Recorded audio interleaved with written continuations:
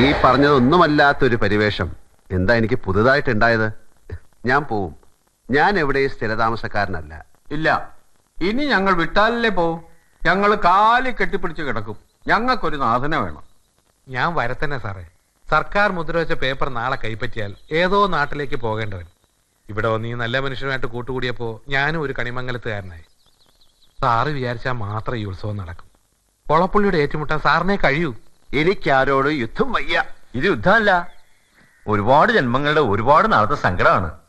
ഈ കരയിലെ ഓരോ മനുഷ്യനെയും ബാധിച്ച ശാപം മാറണേല് അനിയത്തിക്കാവിലെ ഉത്സവം നടക്കണം. അതൊക്കെ ഒരുതരം അന്ധവിശ്വാസങ്ങളാണ്.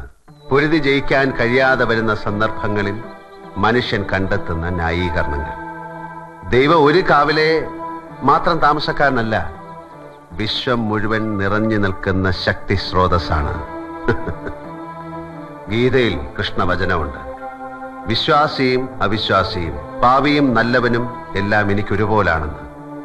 ആരാധന ഉത്സവങ്ങളും അമ്പലങ്ങളുമായി ബന്ധപ്പെടുത്തിയത് ഗോത്ര സംസ്കാരത്തിന് ഇരുണ്ട കാലമാണ്.